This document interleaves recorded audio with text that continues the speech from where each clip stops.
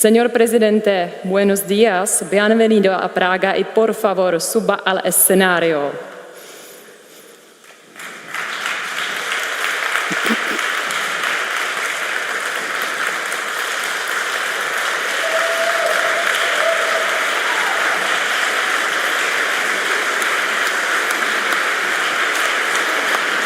Bienvenido, felicidades.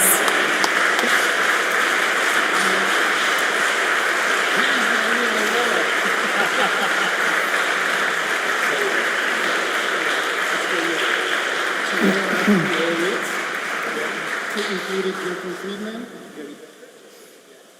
Carlos Cáceres, José Siniera, y Alex.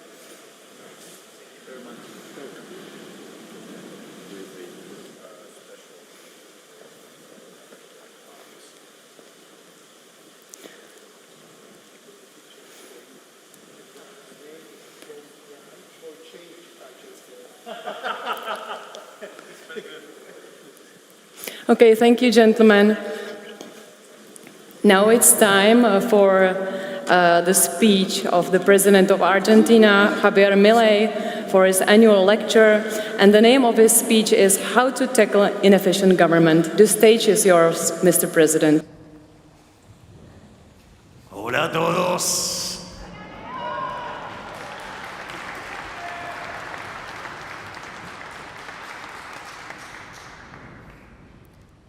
En primer lugar, deseo dar las gracias por este reconocimiento a el trabajo que estamos llevando adelante en la lucha por las ideas de la libertad. Y acá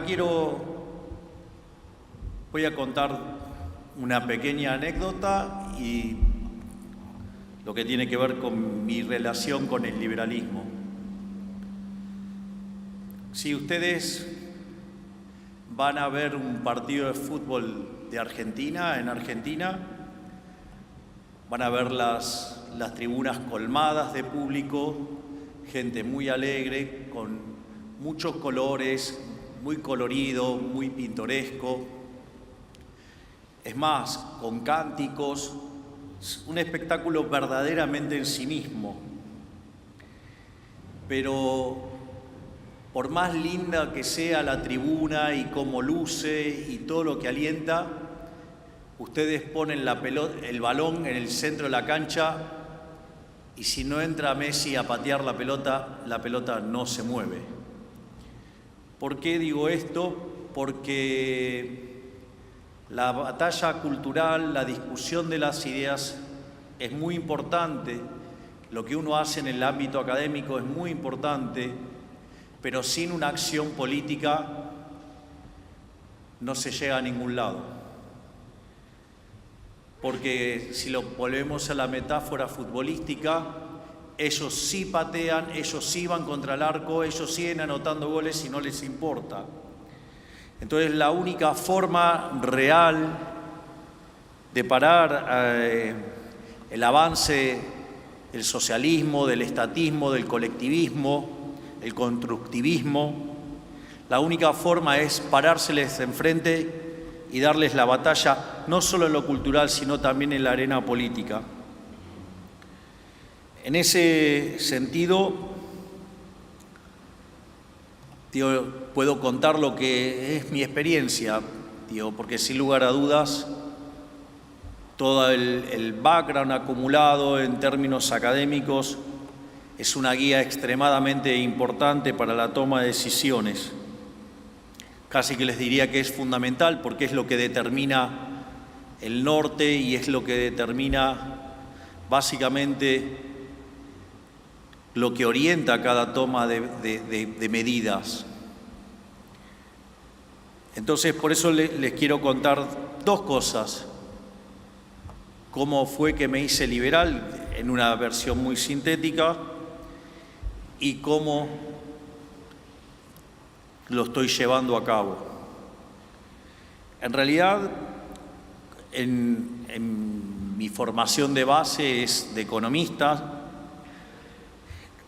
En mi caso, como en la gran mayoría de los economistas, y eso surge a lo largo y a lo ancho de todo el país, no hay durante la carrera ninguna mención a economistas liberales.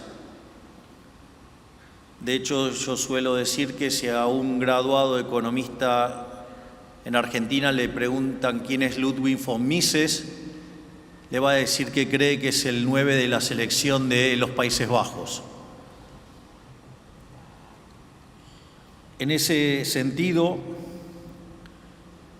digamos, yo recibí una formación propia de lo que se llama un post-keynesiano, digamos, que sería un keynesiano con tintes marxistas.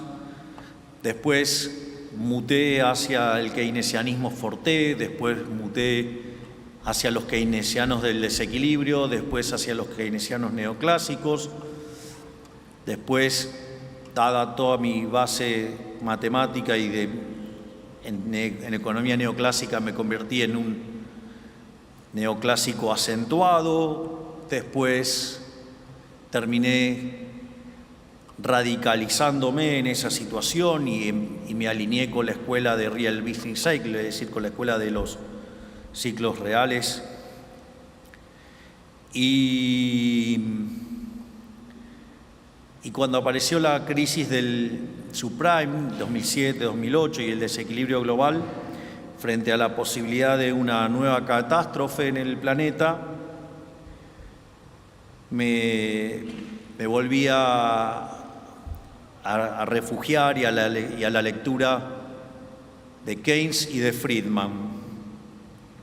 Por lo tanto, frente a esa frustración que tenía con el análisis económico, decidí dedicarme a los temas de crecimiento económico, porque dije, bueno, me voy a ocupar de cosas de largo plazo y vaya a saber uno, digamos, dentro de 50 años si acerté o no.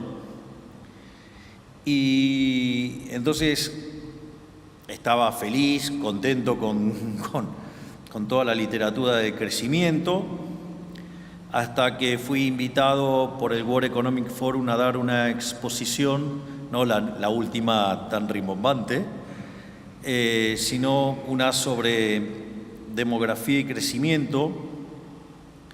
Ahí me encontré con los trabajos de Angus Maddison, y ahí me encontré frente a un nuevo shock muy fuerte, y era el tema de lo que en la teoría del crecimiento se llama, en la evidencia empírica, el palo de hockey. Es decir, cuando ustedes toman las series de Angus Maddison entre el año 0 de la era cristiana y el año 2000, ustedes van a ver que el PBI per cápita tiene la forma de un palo de hockey y está prácticamente constante hasta el año 1800, y a partir de ahí pega una suba muy imponente. De hecho, en el tramo del año 0 al 1800, el PBI per cápita solamente crece 40%, y eso se da solamente luego del descubrimiento de América en el siglo XVI. Y eso implicaba que el mundo solamente crecía a una tasa del 0,02% anual, es decir, que se necesitaban 3.500 años para duplicar el PBI per cápita. Y lo otro que ve uno es que desde el año 1800 al año 2000 el PBI per cápita se multiplica 9 veces, pero en un contexto donde la población casi se multiplica por 8 veces. Es decir que en esos 200 años el PBI per cápita, el PBI, se multiplica por 72 veces, 70 veces aproximadamente. ¿Y por qué es importante esto? Porque ustedes tienen que se está incrementando fuertemente la cantidad de trabajo en la economía, y sin embargo el producto crece más que proporcionalmente.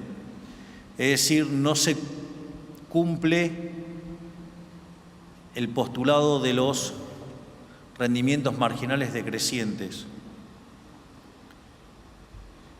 Y aparece un problema que en la economía neoclásica se llama no convexidad. La no convexidad, que es un problema de índole matemática, en realidad está asociado con las estructuras de mercado concentrado. Y lo interesante es que cuando ustedes estudian microeconomía y miran las estructuras de mercado concentrados, es decir, les pongo el caso más violento, digamos el más extremo, que es el monopolio. Según la teoría neoclásica, los monopolios son malos. Y ahí aparecen dos preguntas, porque cuando ustedes miran en el 1800 la cantidad de gente que vivía en la extrema pobreza, es decir, con menos de $1 diario, era más del 95% de la población. Y cuando lo miraban en el año 2000, ese número había caído a menos del 15%.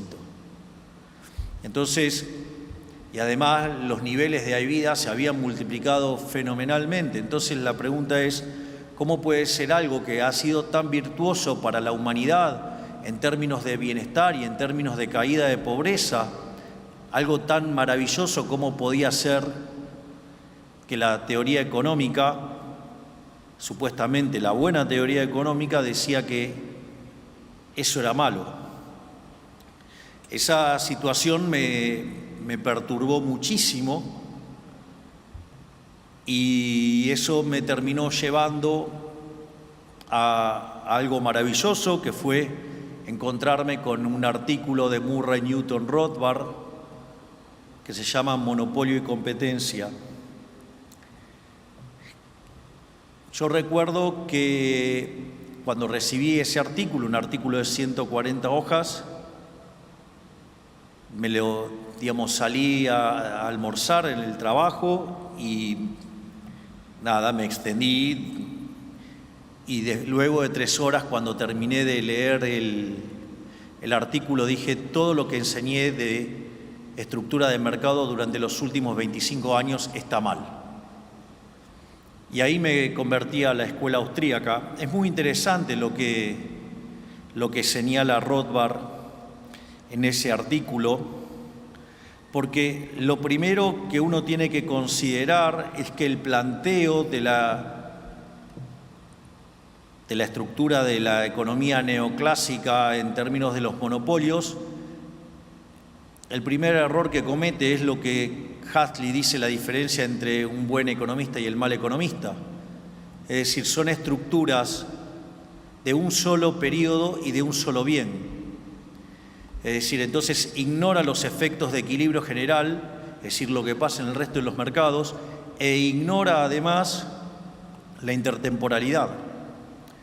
Por lo tanto, eso ya muestra que el análisis estaba viciado, que el análisis era incorrecto, que el análisis tenía graves problemas.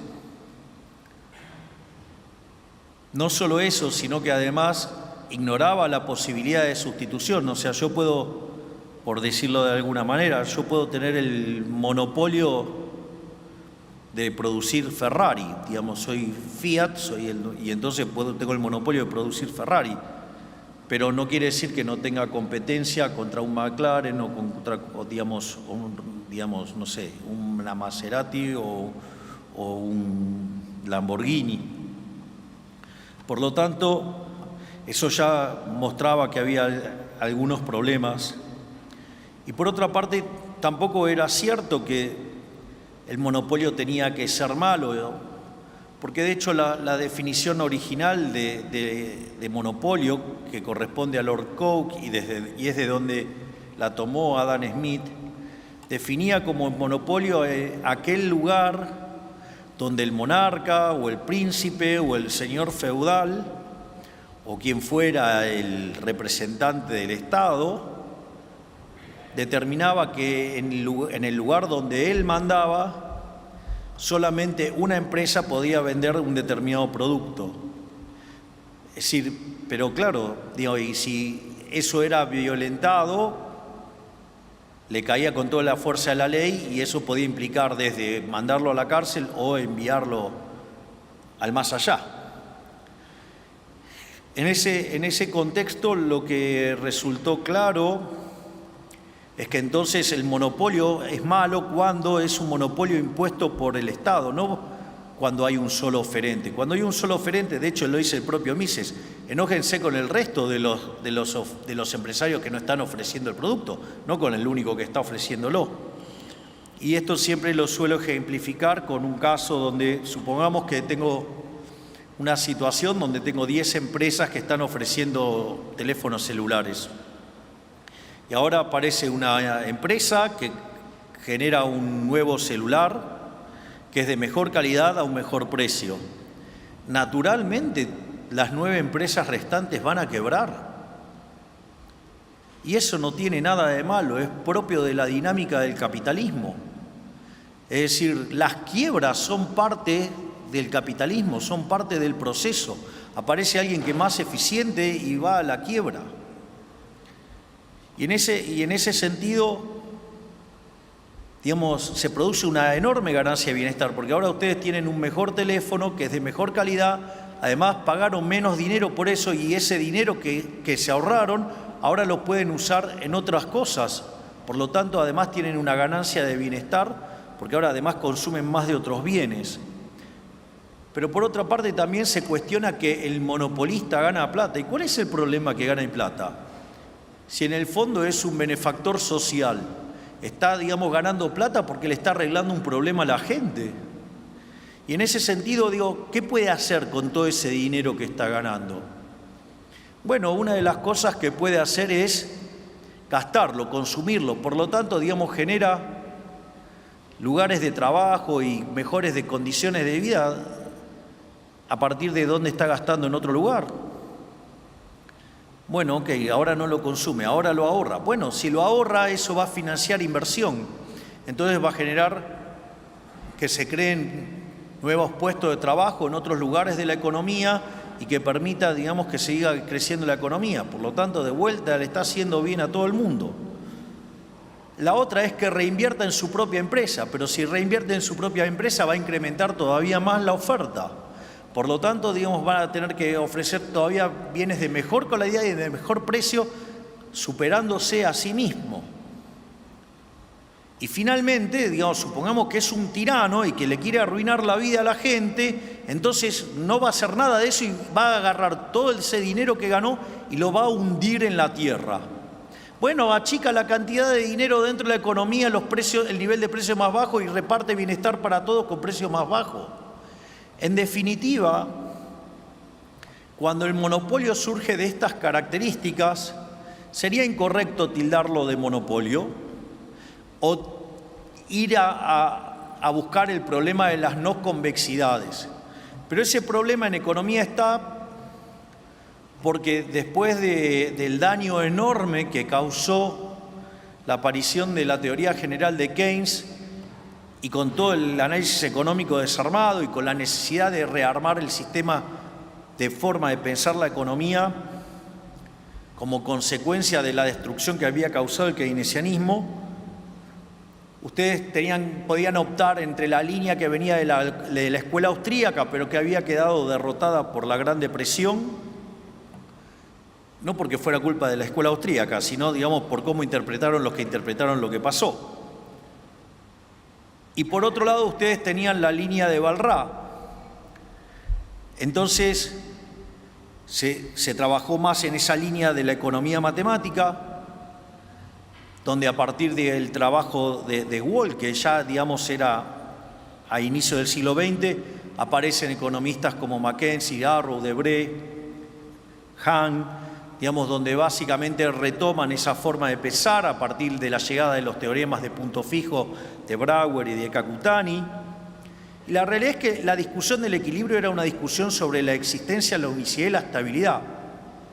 Y el problema arranca, digo, cuando se mete en el medio del análisis el problema normativo, el análisis del bienestar, es decir, cuando meten a Pareto en el medio.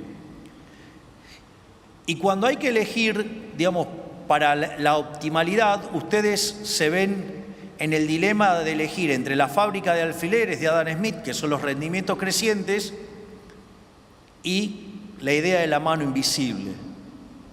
Entonces, en la construcción, como está planteada en la teoría neoclásica, eso es un dilema, y entonces para retener las propiedades de bienestar, los economistas limpiaron los rendimientos crecientes, se fueron a funciones de producción con rendimientos marginales crecientes o rendimientos constantes a escala, y de esa forma lograron mantener la idea de la mano invisible como una situación de optimalidad donde todos maximizando su utilidad deriva y las empresas maximizando beneficios, eso deriva en una situación de maximización del bienestar, pero dentro de otras cosas, al matar los rendimientos crecientes, mataron el crecimiento económico y la teoría neoclásica no podía explicar el crecimiento económico y consecuentemente tuvo que recurrir sistemáticamente a parches para poder explicar el crecimiento económico. Casi les diría que es bastante entre graciosa y frustrante la situación del análisis económico en estos temas, porque cuando Robert Solow hace el testeo de un modelo con una función de producción neoclásica, el modelo lo desarrolla en el 56, en paralelo con Trevor Swan, y en el 57 lo testea. La situación es muy frustrante porque logra solamente explicar el 15% y todo lo demás era residuo de Solow. La forma en la cual se arregló todo con factores exógenos determinados a dedo, por lo tanto, todo lo que tenía para explicar la teoría lo explicaba a dedo. Y ese debate quedó saldado hacia fines de los 80, con Mankiw, David Romer y Weil, que básicamente testearon empíricamente una hipótesis levantada por Robert Lucas Jr., que a su vez estaba inspirada en algo que había hecho Usawa a inicios de los 70, impulsado por George Stigler, que era el jefe del Departamento de Economía de Chicago, cuando le dice a Solow que el problema es que no había incluido el capital humano, y ahí se desarrollan dos líneas de análisis, una la microeconómica, que es la de Gary Becker, y que me siento profundamente orgulloso porque dentro de la lista está Gary Becker. De hecho, cuando yo vivía en mi antigua casa, en el centro del living tenía un cuadro de 1,5 metros por 1 metro de Gary Becker haciendo la deducción de la ecuación de Slutsky intertemporal. Así que imagínense lo que representa para mí un activo seguidor de Gary Becker haber visto el nombre en esa placa. Y el pobre Gary Becker,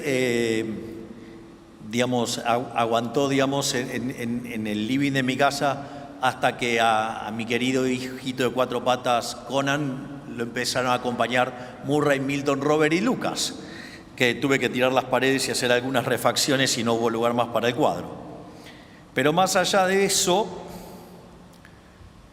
básicamente se corrigió de esa manera la literatura y la literatura sigue teniendo una corrección que desde mi punto de vista no es la mejor. Probablemente quien haya mejor interpretado este tipo de cuestiones es Paul Romer, quien ha ganado el Premio Nobel de Economía y que ha podido capturar mejor las ideas de Adam Smith y de Schumpeter para explicar el crecimiento económico y cómo, esta idea de que cada empresa, con la idea de la destrucción creativa, como crea su propio monopolio y están todo el tiempo tratando de capturar rendimientos crecientes, hacen innovaciones y se genera este proceso que Schumpeter describía como destrucción creativa y es lo que nos permite ver el fuerte crecimiento. Este tipo de cuestiones obviamente que son importantes, casi que le diría medulares, a punto tal que con mi jefe de asesores, el doctor Demian Reidel, estamos reescribiendo gran parte de la teoría económica para poder derivar optimalidad de Pareto, tanto estática como intertemporal, teniendo funciones de producción no convexas.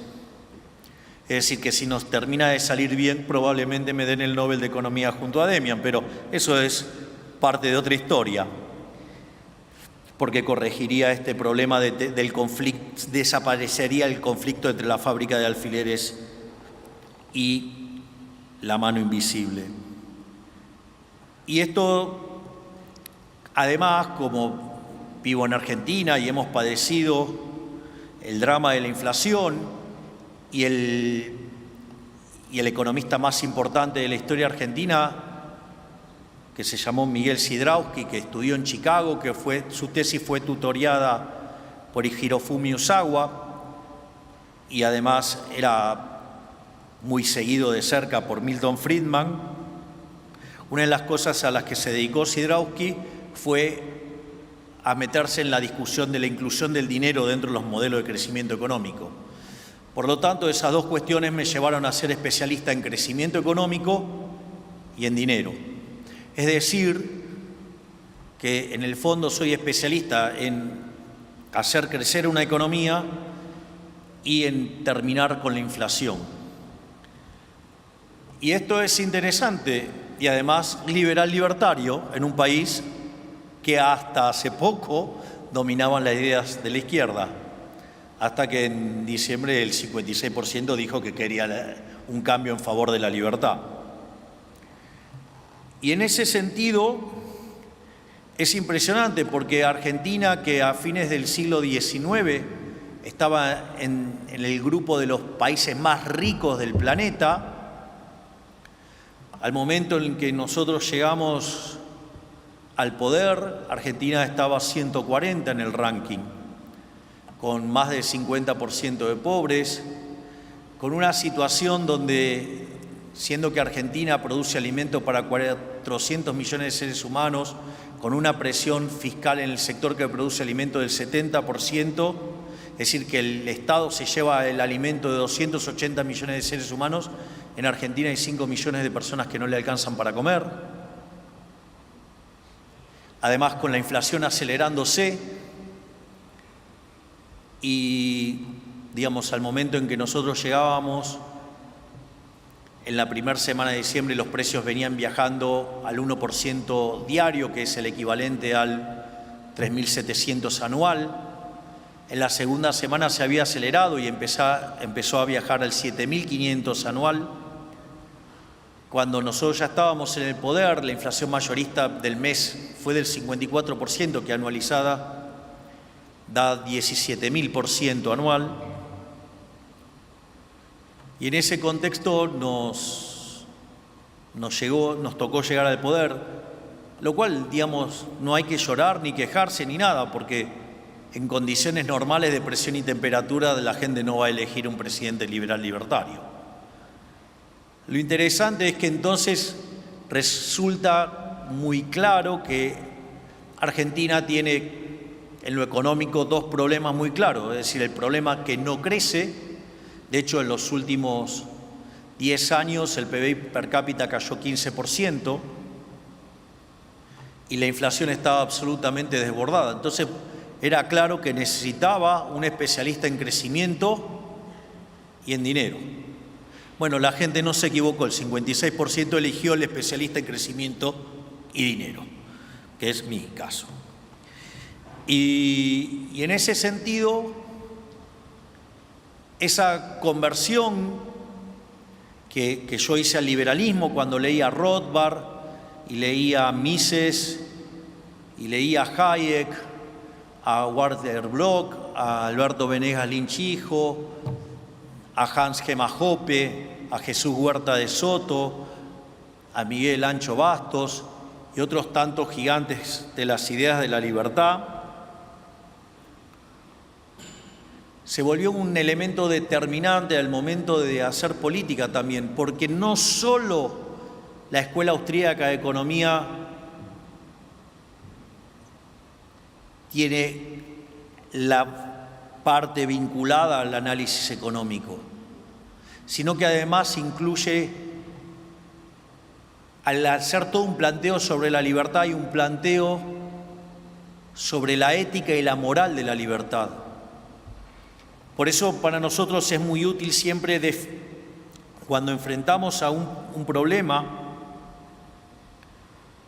es que siempre partimos de la definición de liberalismo.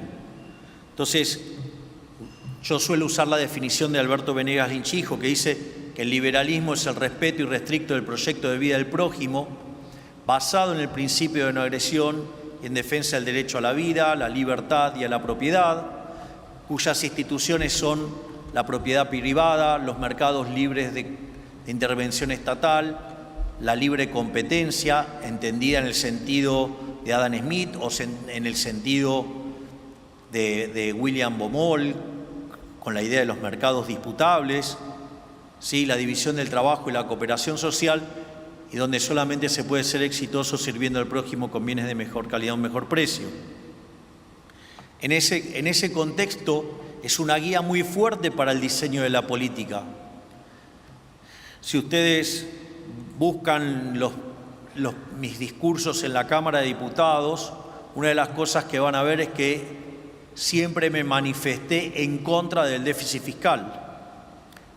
Y la principal crítica al déficit fiscal es que, sobre todas las cosas, es inmoral. Si el déficit fiscal es inmoral, porque si ustedes tienen déficit fiscal, ustedes tienen que financiarlo. Y una forma brutal y de las peores y más inmorales es utilizar la deuda, el endeudamiento. ¿Por qué? Porque la deuda son impuestos futuros. Quiere decir entonces que la fiesta de hoy, de las generaciones presentes, ustedes le están pasando el costo a las generaciones futuras, a nuestros hijos, a aquellos que no votan, a nuestros nietos y hasta gente que todavía ni siquiera ha nacido. Es decir, algo verdaderamente inmoral, una aberración. De hecho, Argentina ha utilizado frecuentemente ese mecanismo y Argentina es el máximo defaulteador serial de la historia moderna. Con lo cual eso también es una aberración porque implica violentar el derecho de propiedad del que decidió financiar la fiesta. O sea, somos tan irresponsables que nos vamos de fiesta, pedimos prestado y después ni siquiera, digamos, terminamos devolviendo la plata. O sea, el peor de los mundos. El otro caso es que cuando se queda sin financiamiento, la política utiliza la emisión monetaria. En ese sentido, Argentina, desde la creación del Banco Central, le quitó 13 ceros a la moneda, destrozó 5 signos monetarios, tuvo 2 hiperinflaciones sin guerra. Hoy podríamos quitarle 3 ceros más a la moneda. Estuvimos al borde de una hiperinflación, la cual además le cuento que la hemos derrotado, la estamos derrotando, porque si bien la inflación mayorista del último mes fue 3,5% y eso anualizado da 50, pero recuerden que venimos de 17.000.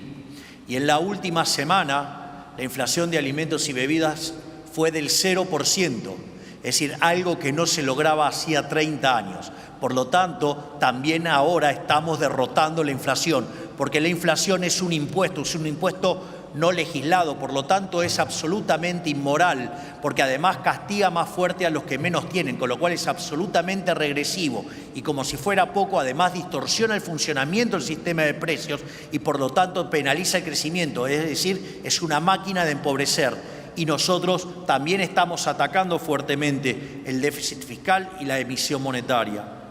Y finalmente, otra forma que tiene el fisco para financiarse es subiendo los impuestos. Y cuando ustedes suben los impuestos es un ataque a la propiedad.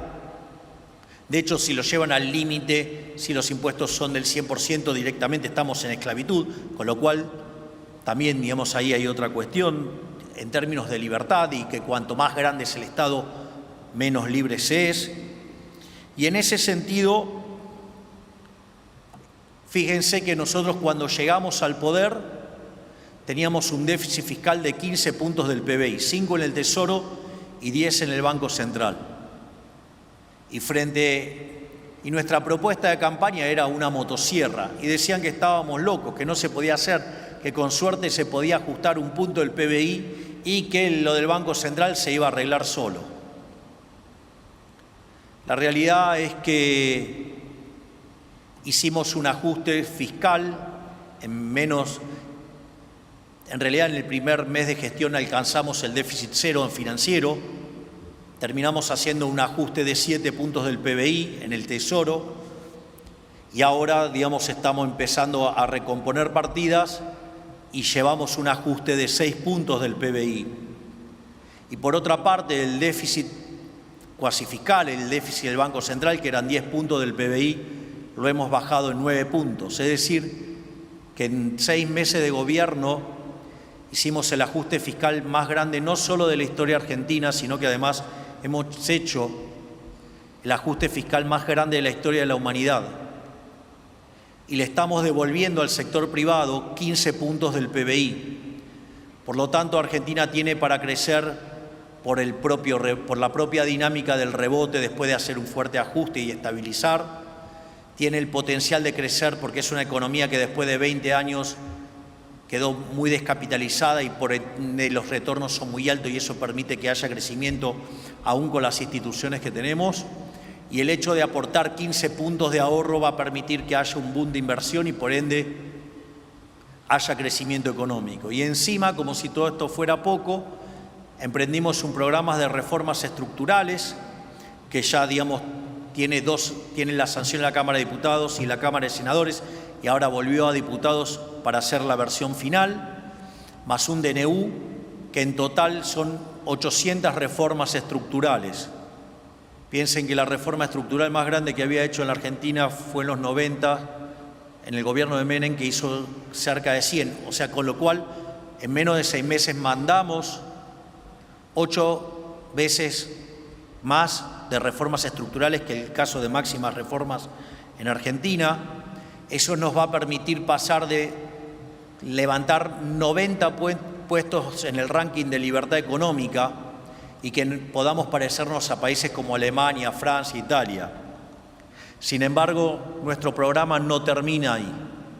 Tenemos pendientes todavía 3.200 reformas estructurales más.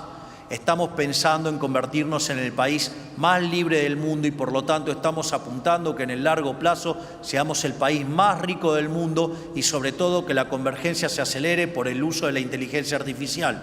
Por lo tanto, de la mano de las ideas de la libertad y del progreso tecnológico, pero sobre todas las cosas, de las ideas de la libertad, ¿sí?, de los mercados libres, ¿sí?, del respeto de la propiedad privada, del respeto de la vida, digamos, con estos valores morales, Argentina va a salir de su oscuro presente para convertirse en el caso más brillante de la historia de la humanidad para volver a ser ricos. Y todo eso gracias de la mano de las ideas de la libertad, de la mano de Rothbard, de la mano de Mises, de la mano de Hayek y todos aquellos pensadores que además no solo pelearon en la academia por las ideas de la libertad, sino que muchos de ellos hasta, digamos, lo han hecho en el frente de batalla. Muchísimas gracias y ¡viva la libertad, carajo!